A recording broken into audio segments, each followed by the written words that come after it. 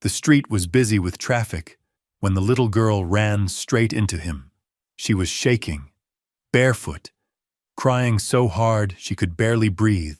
She grabbed the sleeve of the last man anyone in that block would ever dare to touch. "Please, please help me," she sobbed. "They took my brother." The Mafia boss froze.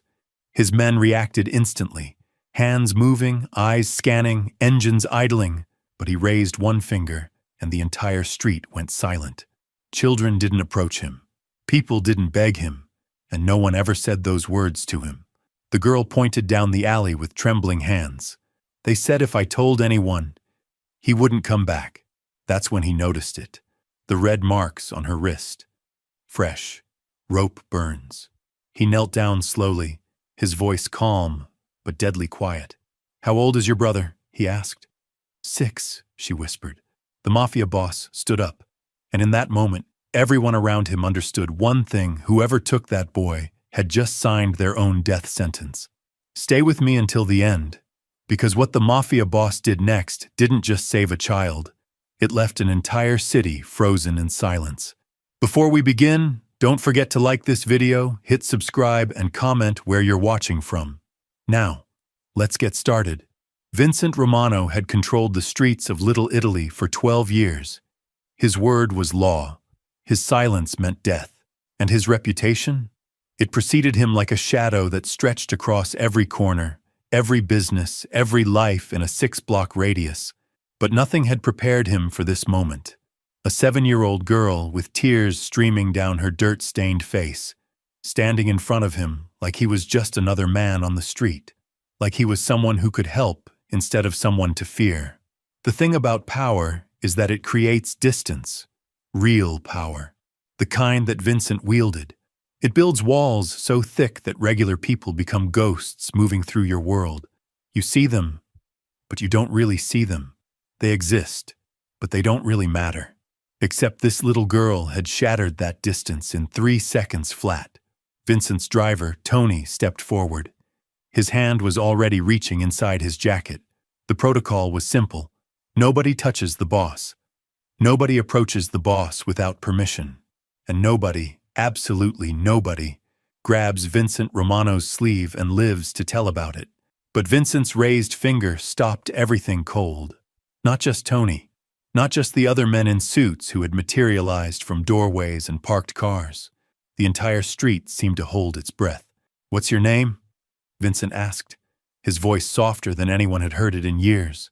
"Sophia," she whispered, wiping her nose with the back of her hand. "Sophia Martinez." Martinez. Vincent knew that name. Carlos Martinez ran the small grocery store on Mulberry Street. Honest man. Paid his debts. Never caused trouble. Never asked for favors. The kind of neighbor who minded his own business and expected others to do the same. "Where are your parents, Sophia?" "Mama's at work. Papa's at the store. They don't know yet." Her voice cracked on the last word. "I was supposed to watch Tommy after school. We were playing in the park, and these men came and they grabbed him and put him in a van, and I tried to stop them, but they pushed me down, and one of them said, if I told the police, Tommy would disappear forever." Vincent's jaw tightened. He looked down at her wrists again. Rope burns. Fresh ones. These weren't the marks of someone who'd been restrained briefly. These were the marks of someone who'd fought. Hard. What did the men look like? Sophia closed her eyes, concentrating. 3 of them. The big one had a scar here. She traced a line from her left ear to her chin. The skinny one had gold teeth, and the one in charge, he had a tattoo on his neck, like a snake. Vincent's blood went cold. Not because he didn't recognize the description, because he did. The Serpenti. A crew that had been pushing into his territory for months. Small-time dealers, mostly. Selling drugs near schools, extorting local businesses, thinking they could carve out a piece of Vincent's neighborhood without consequences. But this? Taking a child? This was different. This was a declaration of war wrapped in the most unforgivable crime imaginable. Vincent had rules. Everyone in his world had rules. You didn't hurt women, you didn't hurt children, and you sure as hell didn't kidnap 6-year-old boys to send messages. Sophia, Vincent said, kneeling down so they were eye to eye. I need you to listen to me very carefully. Can you do that? She nodded, still sniffling. I'm going to find your brother. I'm going to bring him home safe, and the men who took him are never going to hurt anyone ever again. Do you understand? But you don't even know me. Why would you help? It was such an innocent question, such a pure question. The kind of question that cut through years of cynicism and calculation and reminded Vincent of something he'd almost forgotten, that some things mattered more than territory disputes and respect and fear. Some things were just right or wrong. Because, Vincent said, standing up and straightening his coat, nobody takes children in my neighborhood. He turned to Tony. Get Carlos Martinez on the phone. Tell him what happened. Tell him his daughter is safe and his son will be home before midnight. Boss, Tony said quietly, if this is the Serpenti, they're probably expecting us to come. Could be a trap. Vincent smiled, but there was nothing warm about it. Tony, they just made the biggest mistake of their miserable lives. They think taking a child will make us back down. They think threatening a 6-year-old boy will teach us respect. He looked down at Sophia, who was watching him with wide, hopeful eyes. They're about to learn why nobody challenges Vincent Romano on his own streets. Vincent pulled out his phone and dialed a number. It rang twice before a gruff voice answered. Marco, it's me. Cancel everything for tonight. I need the crew assembled in 1 hour. Full team. This isn't business. This is personal. He hung up and looked at his watch. 4:30 in the afternoon. Rush hour was starting. Traffic would be heavy. Police patrols would be minimal. Perfect timing for what needed to happen next. Sophia, I'm going to have Tony take you to your papa's store. You're going to stay there until I come back with Tommy. Can you be brave for just a little longer? She nodded, wiping her eyes. Good girl. As Tony gently guided Sophia toward the car, Vincent's mind was already working. The Serpenti operated out of an abandoned warehouse on the east side. 3 exits, 2 lookouts, usually 4 to 6 men inside during the day. But this wasn't going to be a typical raid. This wasn't about sending messages or establishing dominance.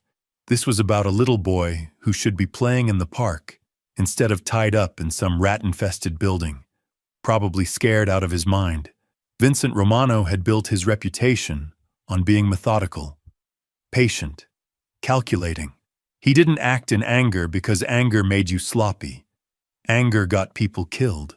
But as he watched Tony's car disappear around the corner with Sophia in the back seat, Vincent felt something he hadn't experienced in years. Pure, cold fury. The Serpenti wanted to play games with children? Fine. Vincent would show them exactly what happened when you brought innocent kids into a grown man's war. By 6 o'clock, word had spread through Little Italy like wildfire. Not through phone calls or text messages, but through the ancient network that connected every grandmother, every shopkeeper, every street corner regular in the neighborhood. Vincent Romano was moving. And when Vincent Romano moved, the entire city held its breath. The crew assembled at Salvatore's restaurant looked nothing like what Hollywood movies would have you believe.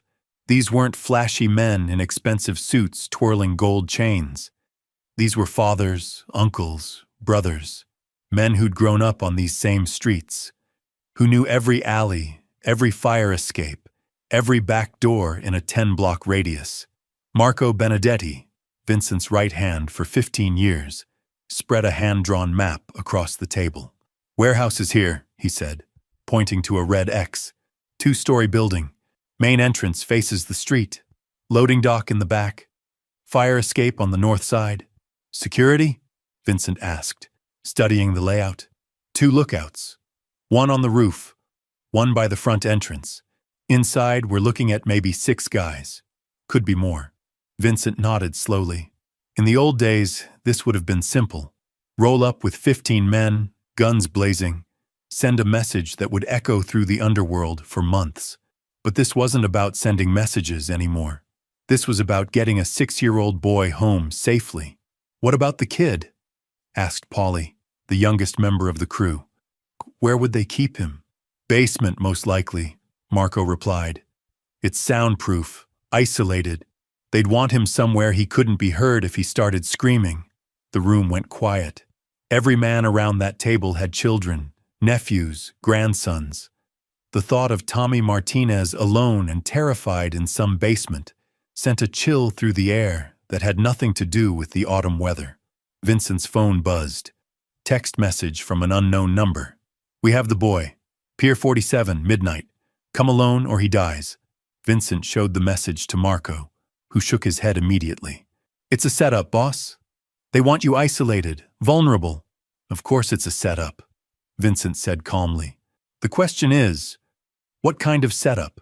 He studied the message again.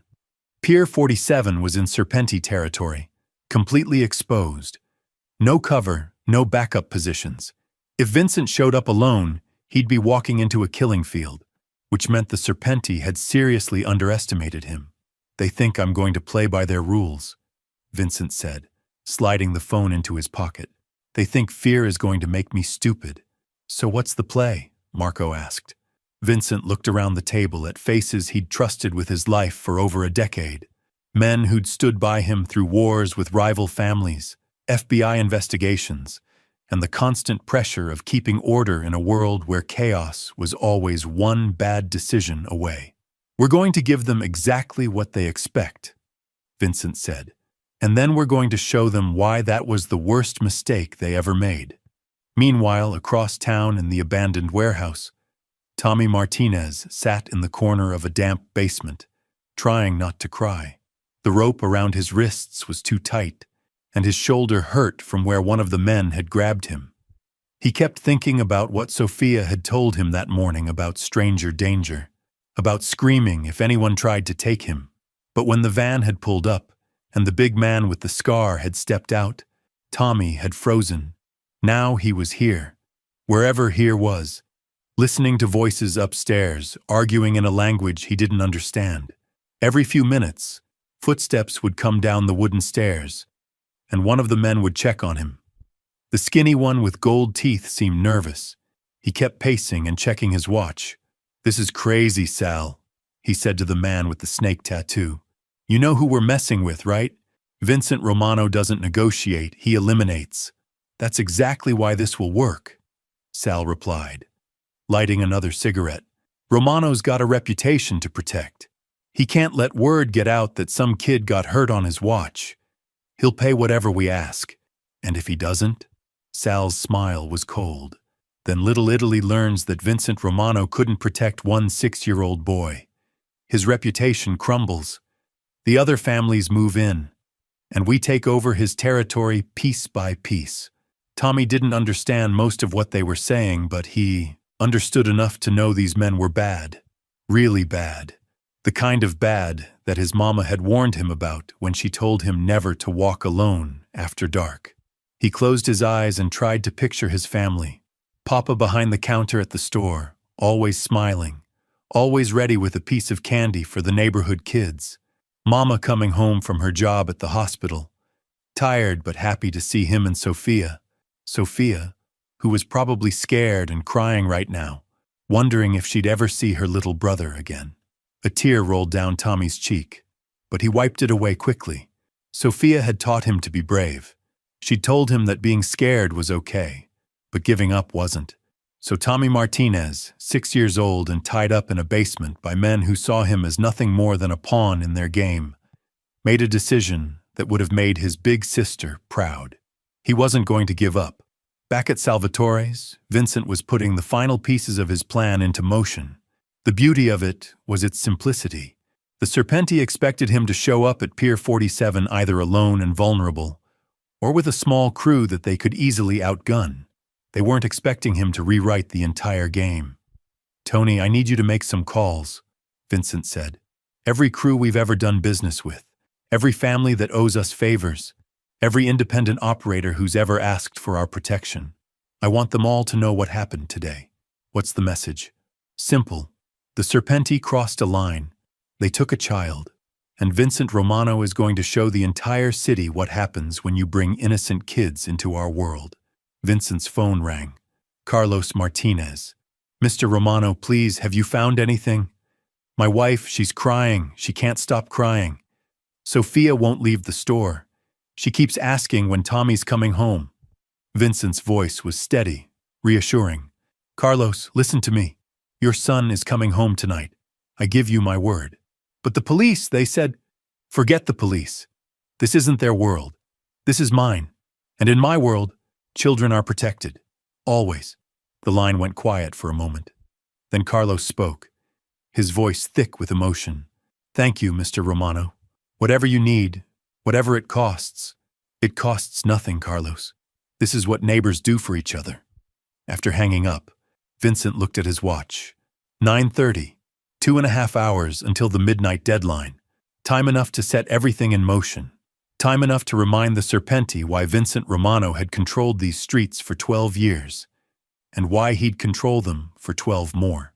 The clock on the wall of Salvatore's restaurant ticked past 10 o'clock when Vincent's phone lit up with incoming calls. Not just one or two, dozens. The network he'd spent 12 years building was responding like a machine that had been waiting for this exact moment. Boss, Marco said, hanging up his own phone. The Torino family is sending 8 men. The Castellanos are mobilizing their entire crew. Even the independents are calling in. Word is spreading that someone took a kid in your territory. Vincent nodded but said nothing. He was watching the street through the restaurant's front window, counting the cars that had appeared in the last hour. Black sedans, dark SUVs, motorcycles with engines that purred like predators. Every arrival meant the same thing. The old code was still alive. The unwritten law that had governed these streets for generations was being honored. You don't touch children. Ever. How many we looking at? Vincent asked. Conservative estimate, 60 men. Could be more by midnight. 60 men. Against maybe a dozen Serpenti who thought they were playing chess, while Vincent was about to unleash an army. But this wasn't about overwhelming force. This was about sending a message that would echo through every criminal organization on the East Coast for the next decade. Touch a child in Vincent Romano's neighborhood, and the entire underworld would hunt you down like rabid dogs. Vincent's phone buzzed again. Another text from the unknown number. This time there was a photo attached. Tommy Martinez, sitting in what looked like a basement, hands tied behind his back, but his eyes were defiant. Still fighting, still refusing to break. The message below read, change of plans, bring 2 million cash, Pier 47, 1 hour early, come alone or the boy dies slow. Vincent stared at the photo for a long moment.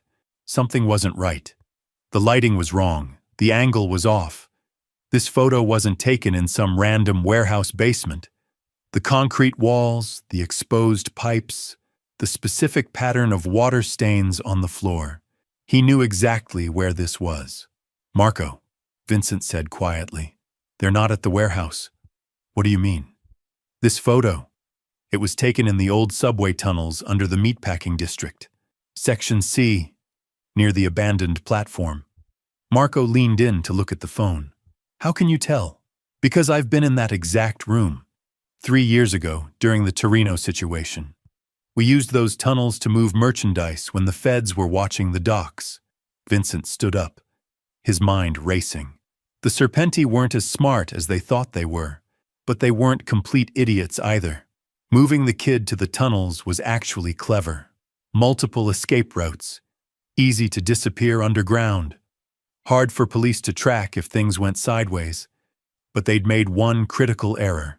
They'd chosen a location that Vincent knew better than his own apartment. Change of plans, Vincent announced to the room. Marco, I need you to take half the crew to Pier 47. Make it look like we're preparing for the original meeting. Tony, you take the other half and position them around the meatpacking district. Surface level only. I don't want anyone underground until I give the signal. What about you, boss? Paulie asked. Vincent checked his watch.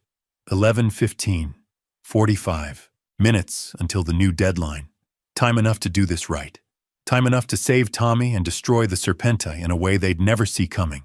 I'm going to give them exactly what they want, Vincent said. One man? No backup? No weapons? Just me and $2 million in cash? The room erupted in protests. Marco was the loudest. "Boss, that's suicide. You walk into those tunnels alone, you're not walking out." "Yes, I am," Vincent said calmly, "because they're going to be too busy dealing with something they never saw coming to worry about killing me." Vincent pulled out his phone and dialed a number he hadn't called in 5 years. It rang 4 times before a familiar voice answered. "Detective Morrison, this better be important." "Jack, it's Vincent. I need a favor." Silence on the other end. Jack Morrison was one of the few honest cops in the city, which made him both valuable and dangerous. He and Vincent had an understanding. Vincent kept the real violence off the streets, and Jack looked the other way when certain problems solved themselves. "What kind of favor, Vincent?" "The kind that saves a 6-year-old boy and gives you the biggest arrest of your career." Another pause. "I'm listening." "The Serpenti crew kidnapped Tommy Martinez this afternoon. They're holding him in the old subway tunnels under the meatpacking district. I'm going to get the kid back, but I need you to be ready to move when I give you the signal." "Vincent, if you're planning what I think you're planning, I'm not planning anything violent, Jack. I'm planning something better. I'm planning justice." Vincent hung up before Morrison could argue. He looked around the room at faces that had followed him through hell and back. Men who would die for him without question. Men who trusted him to make the hard decisions when nobody else could. "Listen to me," Vincent said. "In 30 minutes, I'm walking into those tunnels. The Serpenti think they're going to kill me and keep the kid. They think this is their moment to take over our territory." He moved to the window, looking out at the street where more cars continued to arrive. The entire neighborhood was mobilizing, not just his crew, not just the families who owed him favors. Regular people, store owners, cab drivers, kids who'd grown up on these blocks and understood that what happened to Tommy Martinez could happen to any of them. "They picked the wrong neighborhood," Vincent continued. "They picked the wrong family, and they sure as hell picked the wrong man to threaten." Vincent's phone rang. Carlos Martinez again. "Mr. Romano, the police, they came to the store. They said you called them. They said you have a plan." "I do, Carlos. Your son is coming home tonight. But if something happens to you, nothing's going to happen to me. I've been playing this game a lot longer than the men who took Tommy. Trust me." Vincent hung up and turned back to his crew. "Marco, give me your gun." Marco hesitated. "Boss, you just said—" "I said I was going in without weapons. I didn't say anything about what happens after I get the kid out." Vincent took the pistol and tucked it into his waistband. Then he picked up the briefcase full of cash that Tony had prepared. $2 million. More money than the Serpenti had ever seen in one place.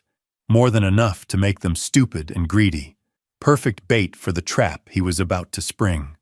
"Gentlemen," Vincent said, straightening his tie, "tonight, we remind this city why some lines should never be crossed. Tommy Martinez goes home to his family. The Serpenti disappear forever. And every criminal in a 100-mile radius learns what happens when you bring children into our world." Vincent walked toward the door, then stopped and looked back. "And when this is over, when the boy is safe and the threat is eliminated, we're going to have a conversation with every crew, every family, every independent operator in the city. We're going to make it crystal clear that children are off limits. Always. No exceptions. No negotiations." He opened the door, letting the cool night air rush into the restaurant. Outside, the street was lined with cars. Dozens of them. The army he'd assembled without firing a single shot or making a single threat, just by being the kind of man who protected children when nobody else would. "See you all in a couple hours," Vincent said. "And remember, when Detective Morrison calls, you don't know anything about any of this. As far as the police are concerned, Vincent Romano was never here tonight." Vincent Romano walked out into the night, carrying $2 million in cash and a plan that would either save Tommy Martinez or get them both killed. Behind him, 60 men prepared to follow him into hell if necessary. Because that's what you did when someone took a child in your neighborhood. You reminded the world that some things were more important than money, territory, or respect. Some things were worth dying for, and some people were worth killing for. The abandoned subway platform beneath the meatpacking district hadn't seen a train in 20 years. Water dripped from rusted pipes. Rats scurried through shadows that seemed to move on their own.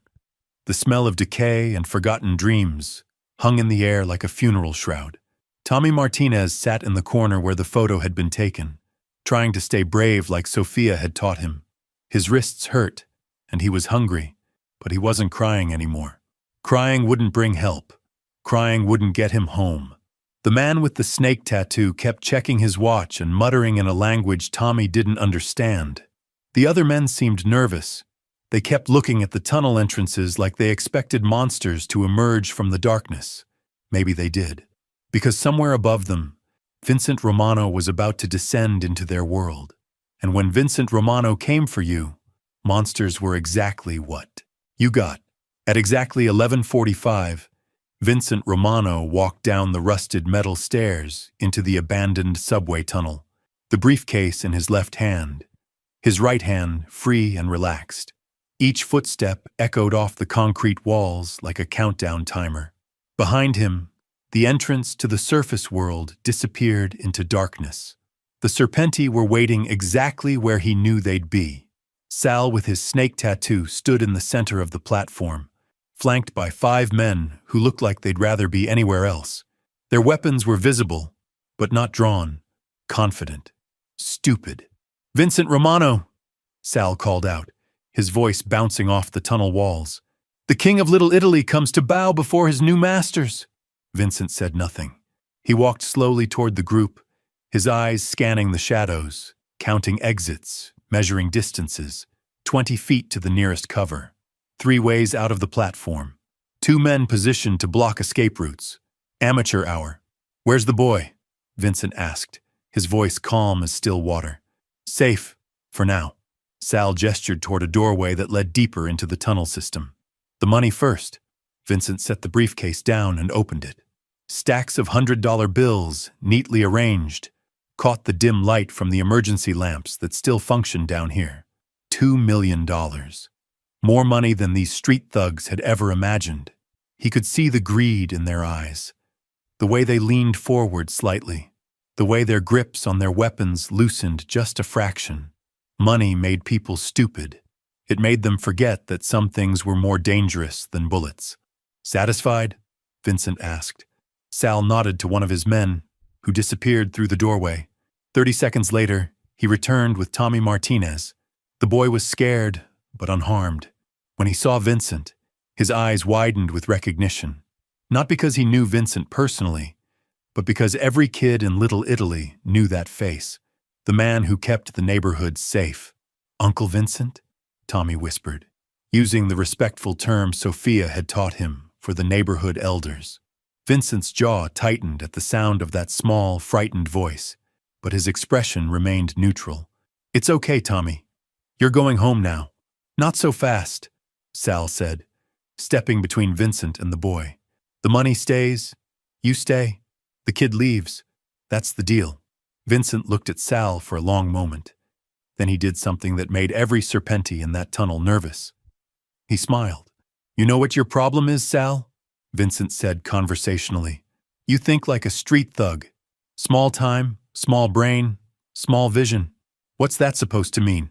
It means you kidnapped the wrong child in the wrong neighborhood from the wrong family." Vincent's voice never rose above a whisper, but somehow it filled the entire tunnel.